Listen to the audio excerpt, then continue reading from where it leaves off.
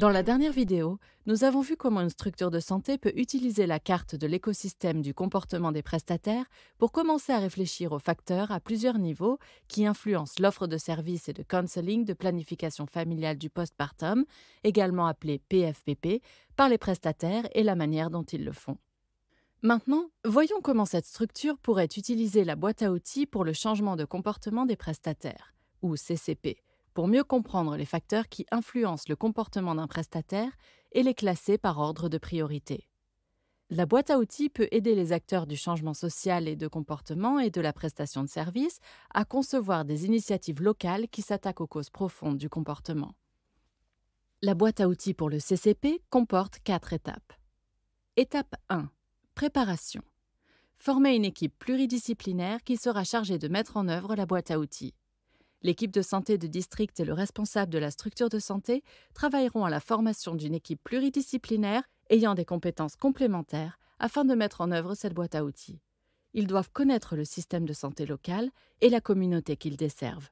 Les membres de l'équipe devraient posséder des compétences en matière de recherche qualitative, prestation de services et changement social et de comportement. Tout d'abord, l'équipe choisira un comportement des prestataires sur lesquels elle se concentrera. Par exemple, le counseling à toutes les clientes en postpartum. Ensuite, elle identifiera les personnes à interroger dans le cadre du processus de collecte des données. Par ailleurs, elle établira un calendrier pour la collecte des données, déterminera les ressources nécessaires et programmera des formations éventuelles pour la préparation des membres de l'équipe. Choisir les comportements à prendre en compte, sélectionner les échantillons pour la collecte des données, définir un calendrier, organiser la logistique, prévoir un examen éthique et une formation. Étape 2. Collecte des données. La boîte à outils pour le CCP contient divers outils collaboratifs pouvant aider les utilisateurs à identifier et à classer par ordre de priorité les influences les plus fortes sur le comportement étudié, dans ce cas, le counseling en PFPP. Par exemple, les outils de scénario de la cliente peuvent aider l'équipe à comprendre ce qui, du point de vue des clientes, influence le counseling et les services de PFPP.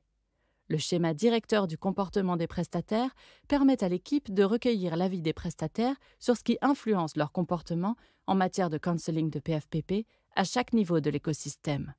Le schéma directeur du district en matière de comportement aide l'équipe à recueillir les points de vue du personnel de santé du district sur les facteurs influençant les comportements et à comprendre comment les systèmes de santé sont susceptibles ou pas de soutenir le comportement des prestataires.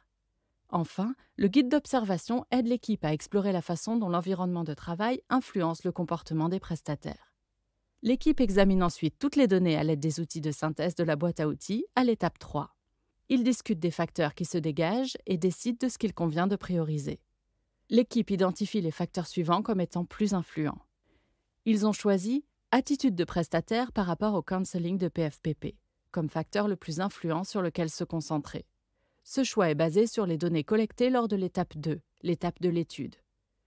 L'équipe est maintenant prête pour aborder l'étape finale du processus, au cours de laquelle elle réfléchira à des solutions pour traiter les facteurs prioritaires. Elle utilisera ensuite ce qu'elle a généré pour élaborer des plans d'action. L'équipe réunit des clientes et des prestataires pour réfléchir à des solutions locales abordant les attitudes des prestataires qui entravent le counseling et la prestation de services de PFPP. Voici quelques-unes des idées proposées. Réflexion et tenue d'un journal par le prestataire. Des champions et des mentors parmi les pairs. Repères visuels pour inciter les prestataires à offrir le counseling sur la PFPP. Ensuite, à l'aide de l'outil plan d'action, les participants créent un plan de mise en œuvre concret, décrivant clairement les activités proposées, les ressources nécessaires et la manière de mesurer le succès. Pour en savoir plus sur la boîte à outils pour le CCP, cliquez sur le lien s'affichant à l'écran. Les outils ne vous aident pas seulement à comprendre le problème, ils vous guident dans la conception de solutions efficaces.